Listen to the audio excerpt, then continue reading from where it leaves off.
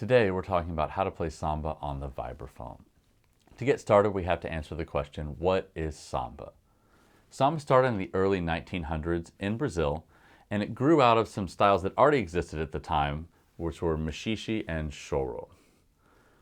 The first samba recording happened in 1917, and it was Pelo Telefone by Donga. From that point on, record companies and the government kind of pushed it as, this is our music, this is the national music, it exported everywhere. And I think we'd all agree that they kind of did a good job at making samba synonymous with Brazil. I don't think I needed to tell anybody that clicked on this video where this style is from. You hear about it all the time. So when we play this groove, we're going to have two parts that we have to put together. Part one is going to be the surdo. Like a lot of Brazilian styles that I've studied, this one is in 2/4, and the surdo part couldn't be simpler. It is quarter notes, it's downbeats. The first beat is going to be muffled, and the second beat is going to be open. We're going to let it ring.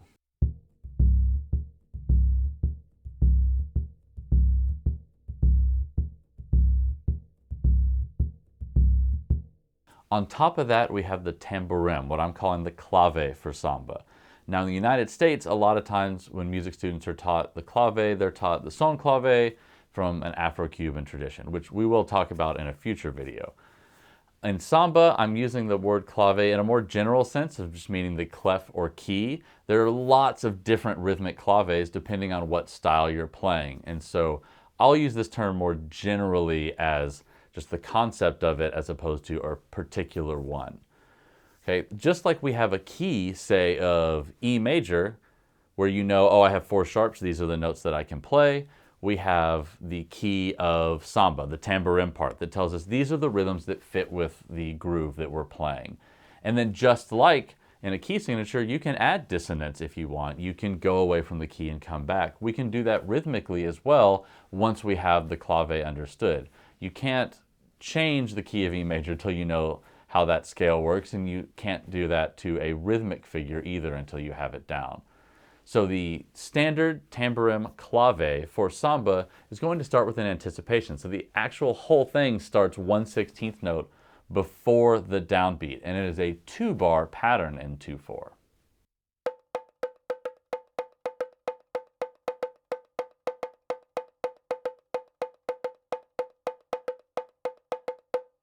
Now if we add the surdo to this, it's much more obvious where everything goes.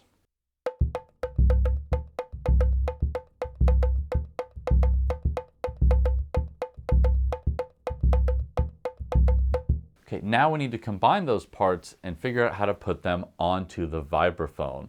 We'll start with a simple 2/5-1 and an open voicing. We'll have the root and 5th in the left hand and the 3rd and 7th in the right hand. Sometimes you'll hear those called guide tones in theory books because those are the notes that tend to want to resolve.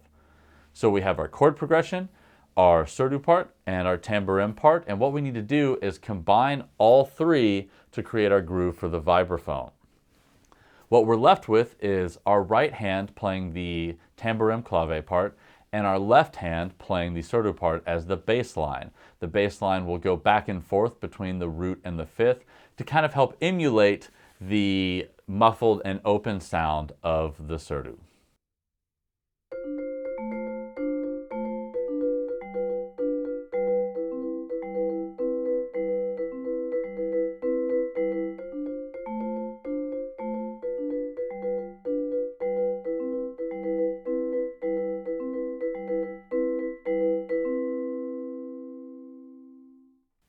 That's it. That's the basic pattern.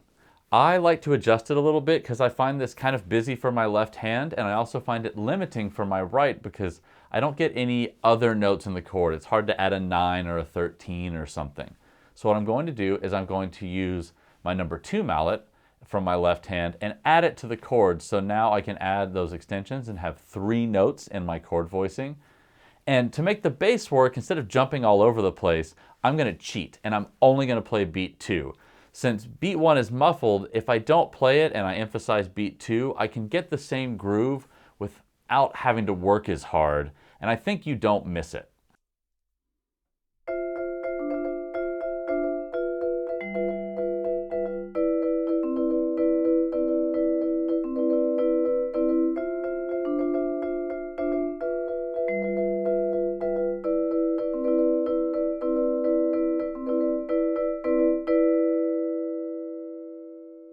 To my ears, I still feel like beat 1 is there even though I'm not hitting it, and I think the groove still propels forward, so I don't feel too bad leaving it out. I think you still get the full idea.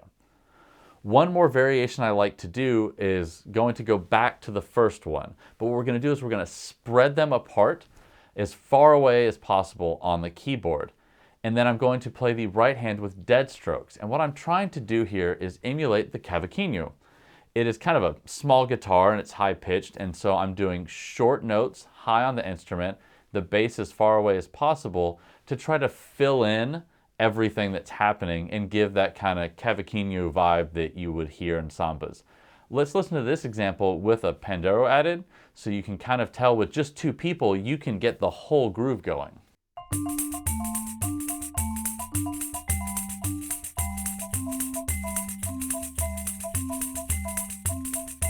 So there you go, that's it. All of a sudden, you've got a full band with just a couple people. You throw a flute, a singer, some other melodic instrument on top, and you're done. You can do this in a trio setting and really fill everything out. And as usual, if you have more people, it always makes things easier. Now I want to keep going and do another set of variations that I think are very common. One thing you will see happen with this samba pattern is you'll flip the 2 measures, and you'll start on the downbeat using the second measure. And I'll put a couple examples of all these things in other tunes in the description so you can check them out. I'll call it like the reverse tamborim or something like that so you know which ones are which. And then instead of just doing all the same variations again, which you easily could, we're going to take it one step further in something that I hear a lot. And that is performers just taking some of the notes out of the tamborim clave pattern. So just not playing all of it, it makes it a little bit easier to play, and it doesn't really take away from the overall feel. So here is our original pattern, our original variation, but now with notes missing from this new one.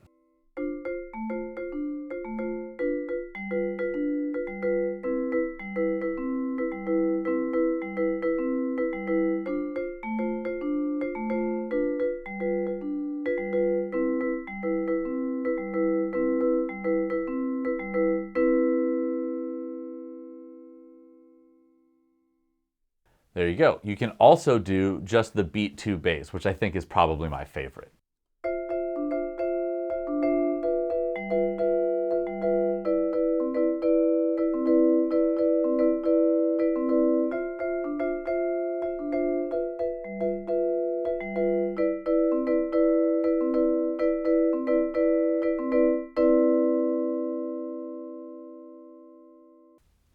And with any of these variations, you could also do it without the left-hand bass at all and do whatever chord voicings you want, provided you have a bass player, a keyboard player, somebody covering those downbeats and those low notes. We don't have a lot of bass notes, so most of the time we try to find a bass player anyways. As far as practicing this, the first thing you're going to want to do is just drum along. Turn on a samba and just see if you can play the clave pattern with it. Just sit there and drum that with whatever you've got on hand. Clap it, play it on your leg, tap on the steering wheel, and just keep going and listen and play a lot. Then try to get the coordination of being able to drum the clave pattern in one hand and the downbeats in the other. Once you've got that, now put it on the vibraphone. Then go through all the basic steps I mentioned in the last video on bossa nova, which I'll link below if you didn't get a chance to see that yet. All we have to do is we pick a tune, we play it at all 12 keys with every variation we know. And we've done a lot of variations today, so that's going to add up to dozens and dozens of times through the tune just playing the chord progressions. Then do this to lots of other tunes. It doesn't matter what kind of tune. It can be a pop tune, it can be a samba tune, it can be a Great American Songbook standard.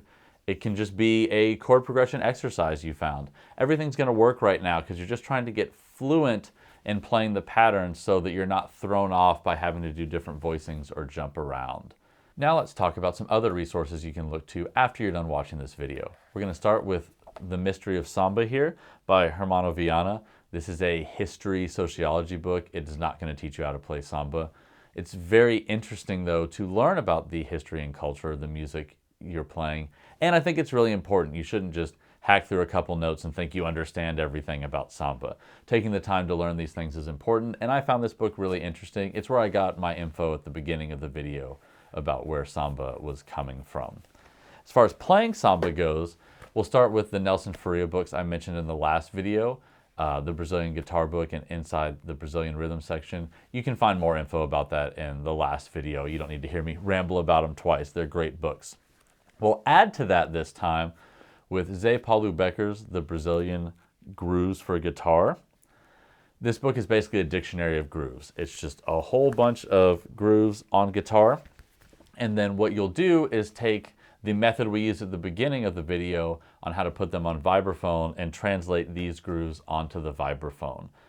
This book is great. It has so many variations and even some styles I hadn't heard of, so it's definitely worth the money. It's in Portuguese and English. There's not a lot of text anyways, so it would probably be helpful to just about anybody.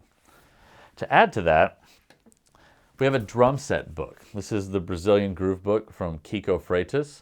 Kiko Freitas is an amazing drummer, and even though we're talking about vibraphone, I think playing through this book on drum set was very helpful. It has some great coordination exercises with doing the tamborim clave along with other rhythms at the same time to kind of learn how to put them all together, which I found really helpful. It also has some great versions of odd meter and kind of non-standard samba, so you can see how to take the regular 2/4 groove and put it in other circumstances. It also comes with some videos that show you exactly how he plays it and how it all works.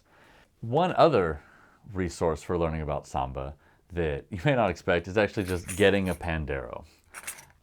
I found once I started playing this instrument that my groove and my time got way better. The physicality in the instrument really lends itself to how the samba swing feel works.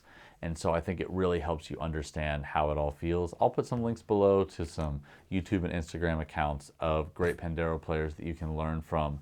But I've really found it helpful. Plus, it's just an absolute blast to play, and I don't know anybody who's regretted picking up a Pandeiro and starting to learn it.